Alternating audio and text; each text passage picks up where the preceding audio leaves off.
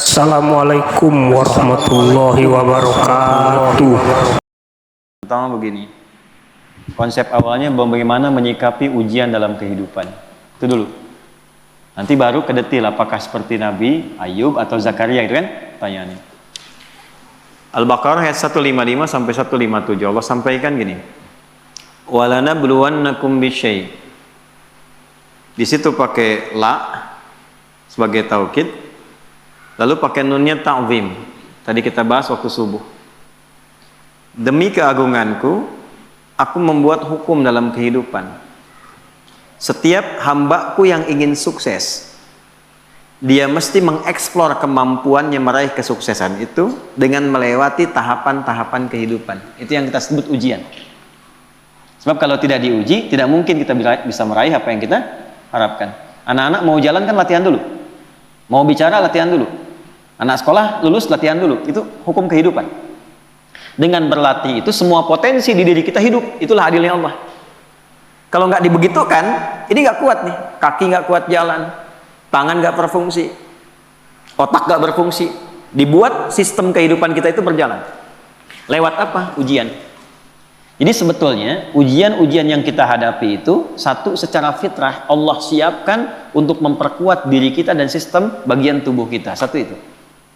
Yang kedua, ujian hidup itu sebetulnya mengantarkan kepada setiap harapan dan kesuksesan yang ingin kita raih. Jadi kalau kita berdoa nih, Allah kasih hukum gini, ya Allah, saya pengen lulus ke kampus A. Bagaimana jalan ke sana? Nah, itu sistemnya ada ujian khusus tuh. Ini yang dipelajari. Kamu tingkatkan belajarnya begini, ya, spend waktunya seperti ini, atur waktunya begini, yang dipelajari begini, mekanismenya diberikan instrumennya kepada kita. Otaknya dikasih, jalannya dikasih, pikirannya dikasih, hidup semua itu. Jadi kalau cuman pengen lulus tapi nggak ikut sistem ini, nggak akan masuk. Saya ya? Nanti sama semuanya. Yang pengen pintar ada jalannya, yang pengen kerja ada, yang pengen sukses ada, dibuat sistem seperti itu sehingga sibgoh kehidupan dunia kita untuk tatanan kehidupan ini semua hidup. Ya, ide muncul, pembangunan muncul, kreativitas muncul. Maka Allah sampaikan, walanabluwannakum bisyai'. Semua orang yang hidup, yang ingin mengharapkan sukses, ingin berhasil, pasti akan melampaui dan melewati ujian-ujian dalam kehidupan. Contohnya apa? Kegelisahan, ju', rasa lapar. Bisa diartikan aset yang berkurang, ya, naik turun dalam kehidupan. Kemudian naqsi minan amwal, yang tadinya naik, matang, turun. Ya, itu diuji itu supaya apa? Ada dua tuh. Ya, satu supaya kemampuan potensi kita itu hidup lagi. Kalau nggak gitu nggak keluar ide-ide kita itu, nggak keluar kemampuan kita. Makanya uniknya perusahaan-perusahaan hebat kadang-kadang bikin studi, bikin masalah. Coba cari perusahaan besar itu, kadang-kadang bikin masalah dulu nyelesain sendiri. Supaya apa? Muncul ide baru. Nah, Allah sudah bikin fitrah dalam hidup, diciptakan itu supaya semua potensi kita keluar. Yang kedua, sebetulnya jawaban dari doa kita, nggak ada satupun ujian kecuali sesuai dengan permintaan kita.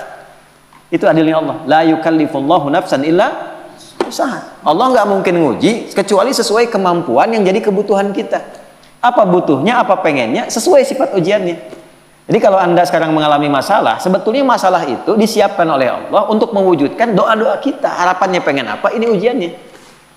Dan kita mampu melakukan itu. Ya, makanya tadi di surat Al-Insyirah waktu subuh kita bahas itu harus optimis. Begitu diuji, yakin saya bisa. Karena nggak mungkin Allah titipkan kalau tidak mampu menjalani. Jadi jangan pernah kita mencela satu persoalan hidup yang diujikan, karena sesungguhnya ujian itu hasil dari permintaan kita sendiri.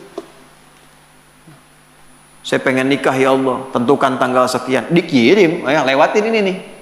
Ya, nah ujian yang diberikan kepada Razik itu tidak akan diberikan kepada Fauzi. Gak akan sama ujiannya. Yang satu pengen lulus ujian kampus, pengen cepat wisuda, yang satu pengen wisuda anak orang, ya kan? Nah itu ujiannya beda, gak akan sama, masalahnya pun beda. Jadi ketika melewati masalah itu sebetulnya ingin mengabulkan doa yang diminta. Nah, jadi jangan pernah menyalahkan masalah. Gara-gara ini nih saya begini, tidak. Nanti hikmahnya datang belakangan. Nah ilmu hikmah itu mahal. Hikmah itu tingkat ilmu tertinggi. Kalau belum paham, yakini dulu, lewatin dulu, baru nanti hikmah datang belakangan. Nah sekarang baru kita masuk mas. Sebelum ke Nabi Zakaria dan Nabi Ayub tadi, bagaimana menyelesaikannya? Ya, Allah kasih contoh dulu. Nanti kamu kegelisahan pasti ada. Ya, lapar itu ada, gitu kan? Kemudian ujian berkurang harta, kadang naik, kadang turun, ada gitu. Dikurangin dulu nih supaya kreativitas muncul, nanti diakumulasikan lagi. Ya, kalau nggak begitu nggak akan kreatif. Wal anfus, sakit, capek, lelah, ada tetangga, kerabat meninggal, keluarga dan sebagainya, supaya belajar dari kebaikan dia. Ya, selalu ada hikmah. Nah, ujungnya apa? Ada wat samarat. Nah, ini kurang tepat menurut saya diartikan di terjemahan. Wat samarat diartikan dan bebuahan. Kalau begitu sifat keadilan Allah kurang sempurna, naudzubillah. Karena yang diuji tukang buah saja. Tukang sayur enggak, tukang boneka enggak gitu kan. Nah, samarat di situ pakai ilmu balaghah bacanya, pakai kinayah. Kalau kita nanam sesuatu kan yang pengen buahnya. Tapi kan tanam dari benih, tumbuh, dirawat, begitu besoknya mau panen, mangga, malam-malam diambil orang. Anda ikut tender, sudah memenuhi kualifikasi, begitu mau dihasilkan, diserobot orang. Ada ya? Wabasyiris sabirin. Nah, konsep umumnya Allah sampaikan, berbahagialah orang yang sabar. Itu konsep umum. Jadi kalau sedang menerima persoalan dihadapi, terima dulu dengan sabar. Sabar itu apa? Bukan diam. Teruskan. Ya. Alladzina idza asabathum musibah. Yang kalau dia ditimpa dengan apa yang dia inginkan itu, nah, itu musibah. Ya, musibah. Saya pengen pesantren dikasih sama Allah, ini musibah. Jadi musibah itu nggak harus selalu buruk, tidak. Baik. Anda pun datang ke sini bagi saya musibah. Ya, sebaliknya saya ada di sini musibah bagi Anda. Jadi sesuatu yang dialami musibah itu. Kalau mengalami apapun, dia langsung punya keyakinan, inna lillahi wa inna ilaihi rajiun. Yang dititipkan Allah kok, pasti Allah ngasih solusi juga. Semua milik Allah, apa yang nggak mungkin bagi Allah. Nah, itu. Cuman kesalahannya orang sekarang itu dilekatkan dengan kematian saja. Semua punya Allah dan akan kembali kepada Allah. Ya, kita juga punya Allah. Gitu? Pekerjaan kita punya Allah. Masalah Allah yang kasih untuk mewujudkan kita, solusinya punya Allah. Maka yang dibangun oleh Allah pertama kali kesadaran paripurna kita. Kalau sedang diuji, ingat kepada yang uji. Apa tujuannya diuji? Belajar dulu fikihnya supaya siap dengan itu. Nah, sekarang banyak orang ingin meraih hasil tanpa melewati ujian. Gitu. Coba yang mau nikah ini.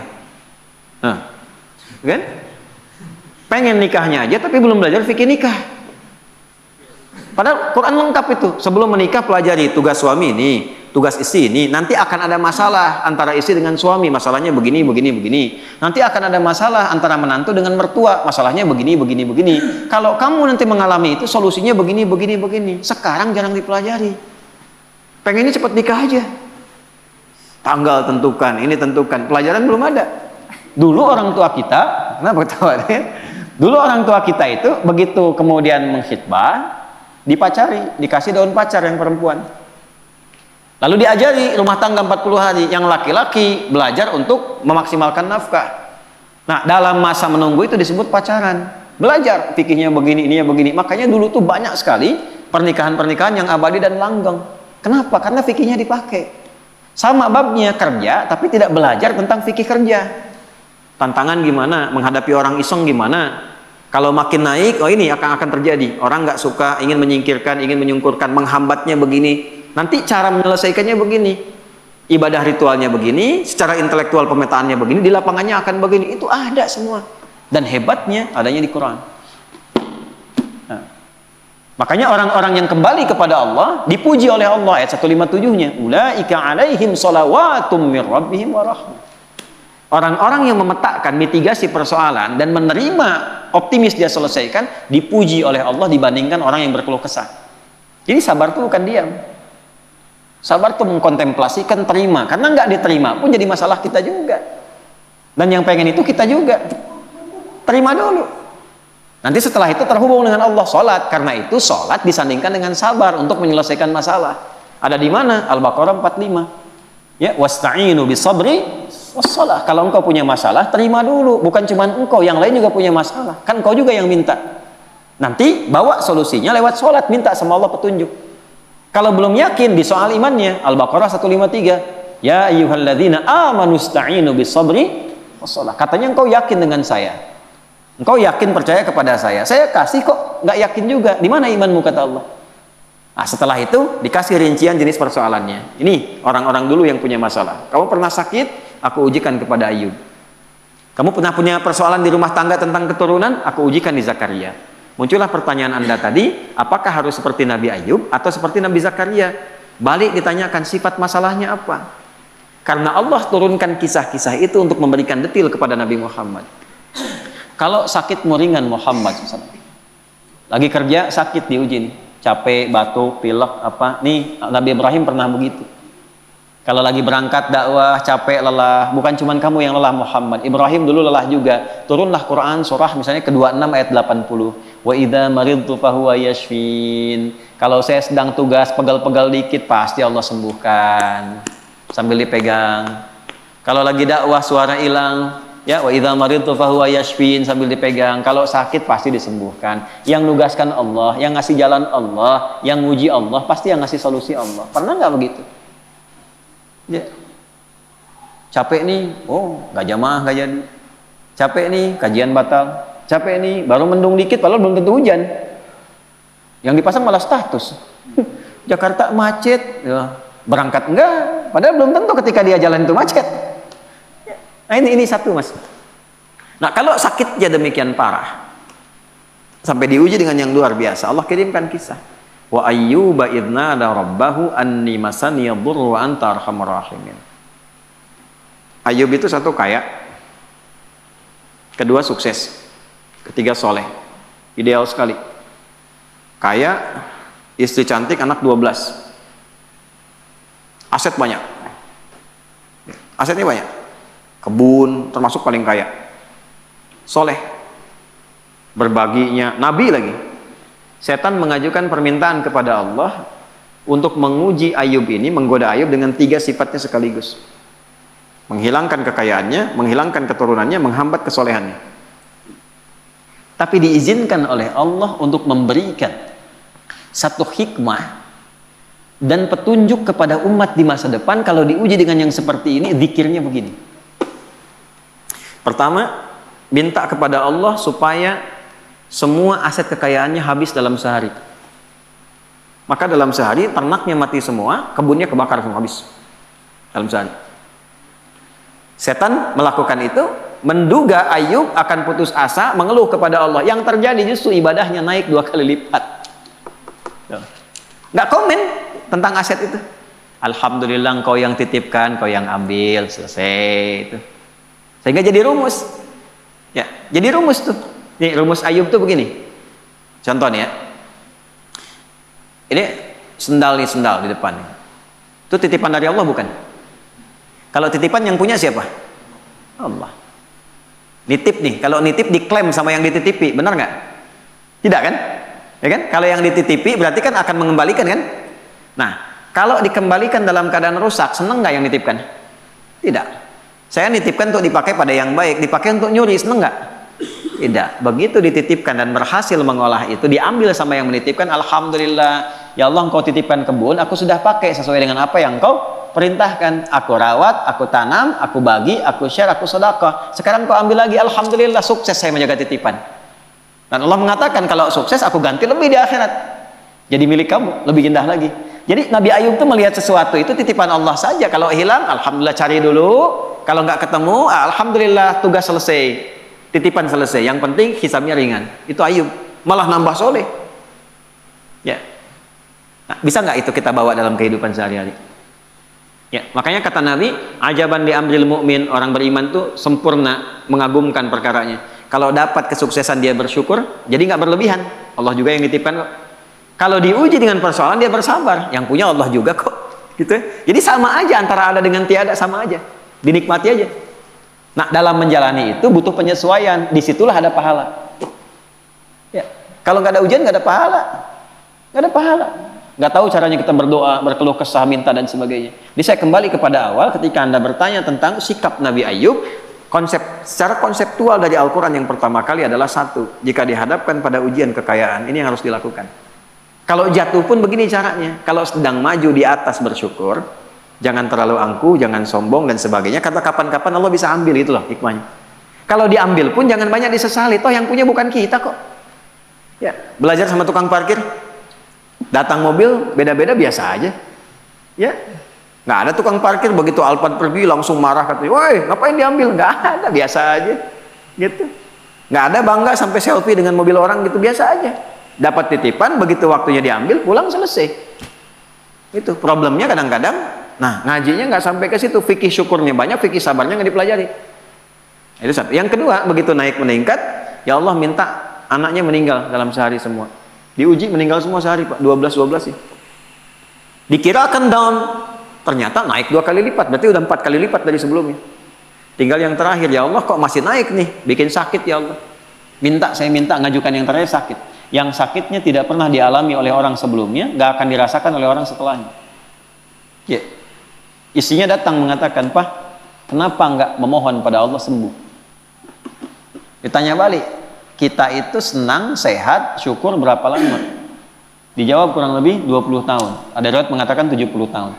Sekarang diuji dengan hilang ini, ujian sabar, dan saya sakit berapa lama? Ada riwayat mengatakan 7 tahun, ada riwayat mengatakan ya, sekian belas tahun. Kata Ayub begini, nanti aja kalau ujian sabarnya sudah sama dengan ujian syukur, baru saya minta sama Allah. Malu, dikasih 20 tahun senang, kaya, baik, kan? Tapi baru dikasih masih 15 tahun, 7 tahun dalam riwayat sebagian mengatakan, baru dikasih segini kita sudah mengeluh. Entar aja kalau sabarnya udah sama dengan syukur sehingga seimbang. Tapi ketika sakitnya sudah mengganggu beliau untuk melaksanakan rutinitas ibadahnya. Tadinya masih bisa bangun, sekarang sakitnya sudah nggak bisa menahan berdirinya. Sholatnya sudah susah dan sebagainya. Baru Ayub minta kepada Allah. Dibukalah dengan fathah, bukan dengan dhammah. Kita tahu yang ngaji nahwu, setiap kalimat dalam bahasa Arab digunakan dhammah di awalnya, namanya mubtada. Tapi khusus ayat ini pakai fathah. Wa ayyuba, bukan wa ayyubu. Fathah itu membuka sesuatu sebagai inspirasi. Wa ayyuba, dan aku buka kisah Ayub sebagai inspirasi untukmu. Kalau engkau mengalami persoalan yang sama, lakukan seperti Ayub menjalaninya. Idznada rabbahu anni masaniya dhurru wa anta arhamur rahimin. Ketika Ayub bermohon kepada Allah kesembuhan untuk ibadahnya, bukan sekadar sembuhnya. Anda sakit berobat ke dokter, pengen sembuh atau pengen dekat sama Allah? Beda tuh. Ya, saya sakit nih, diberi sakit oleh Allah nih, minta sembuh. Semua orang minta sembuh yang sakit. Tapi jarang ada yang minta sembuh untuk meningkatkan ibadahnya kepada Allah. Ya Allah, saya pengen sehat supaya tahajud. Ya Allah, saya pengen sehat supaya pengen baca Al-Quran. Tarik ke situ. Nah, ketika ditarik ke aspek ibadah, apa yang terjadi? Ya. Dan kalimatnya indah. Wa anta arhamur rahimin. Ya Allah, aku pengen meningkatkan ibadah kepadamu, tapi penyakit ini menghambat, sedangkan kau yang paling sayang kepadaku. Kalau dengan yang paling sayang tidak mengabulkan, kepada siapa lagi aku mesti minta? Itu pakai fa. Subuh tadi kita belajar. Fastajabna, nggak pakai jeda, langsung dijawab. Fastajabna lahu. Kami langsung jawab. Fakashafna ma bihi min dur. Yang hilang-hilang, yang terasa sakit, habis semua, diselesaikan. Yang paling menarik, wa atainahu wa ahlahu mithlahum ma'ahu. Kami balikan lagi keluarga yang tadinya hilang. Tadi kan 12 anak itu meninggal dalam sehari kan? Tiba begitu sembuh, berhubungan lagi dengan istrinya hamil lagi, begitu hamil kembar 12 kali hamil, jadi 24. Yang tadinya 12 meninggal, sekarang lahir baru anak 24. Oh, Zik, 24 tuh. Ya. Setelah itu apa? Karena Ayub ini dikenal dermawan, bagus, suka berbagi, maka orang viral, Ayub sudah sembuh, datanglah nengok. Datang itu bawa sesuatu. Ada yang datang bawa hasil kebun, datang mau nyerahkan, kaya lagi 2 kali lipat dari sebelumnya lagi. Dan ditutup dengan kalimat ujungnya, wa dzikra lil abidin. Kami tidak khususkan ini untuk Ayub, tapi bagi setiap hamba kamu yang punya persoalan serupa, lakukan zikirnya Ayub. Ujiannya apa? Sakit, ujian harta, sedang turun omset dan sebagainya, ya kan? Atau dengan hal tadi yang disebutkan, maka zikir Ayub bacakan. Apa zikirnya? Ya, anni masaniya dhurru wa anta arhamur rahimin. Itu jelas ya? Oke. Zakaria berbeda.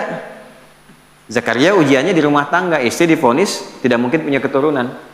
Wa mraati aqir, istriku divonis monopus dan mandul. Secara medis gak mungkin. Maka apa yang dilakukan? Membangun pendekatan kepada Allah, sholat, ya. Tapi kalimatnya indah.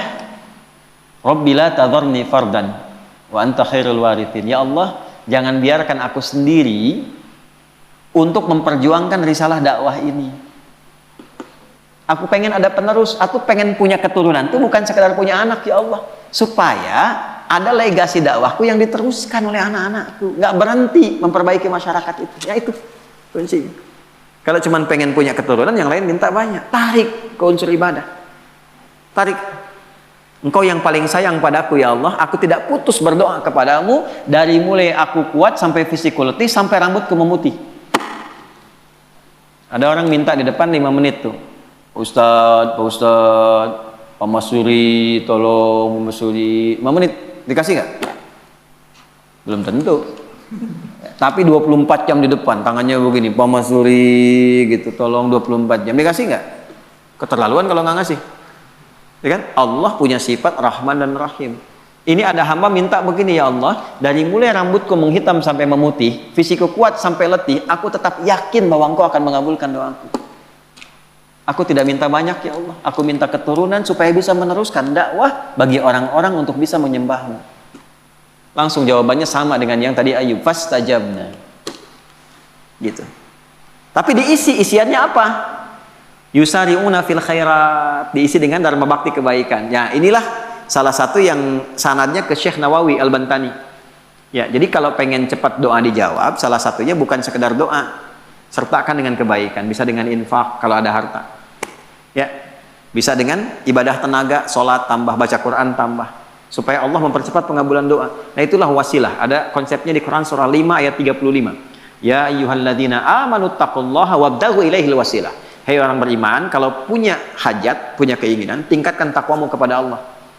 Dan jadikan takwa itu sebagai wasilah. Bentuknya apa? Takwa dengan tenaga, amal solehnya, sholat. Kan nggak bayar sholat. Kan? Takwa dengan harta, infak, sedekah. Cari anak yatim, cari penghafal Quran, ya, cari janda-janda dan sebagainya misalnya yang memang ada tanggungan yang bisa kita bantu. Itu jadikan wasilah untuk minta. Cuma mintanya jangan tarik ke dunia, pandai. Tarik ke akhirat. Minta sama Allah, tarik. Gitu. Saya pengen punya ini ya Allah supaya saya bisa beramal soleh. Nah itu. Jelas ya? Nah, jadi sekarang tinggal pilih Mas. Nanti indahnya di Quran itu semuanya ada contoh. Nabi Ibrahim ada persoalannya, Nabi Nuh ada persoalan. Semua nabi yang ada di Quran itu semuanya ada hikmahnya. Dan akumulasinya ada pada kehidupan Nabi Muhammad SAW. Maka kesimpulan Quran cuma satu untuk Nabi Muhammad. Laqad kana lakum fi Rasulillahi uswatun hasanah. Tinggal diurut. Jadi kalau kita sedang punya masalah apa, gampangnya gini. Nabi pernah mengalami itu di mana, kapan, petunjuknya apa. Ikuti, selesai seketika.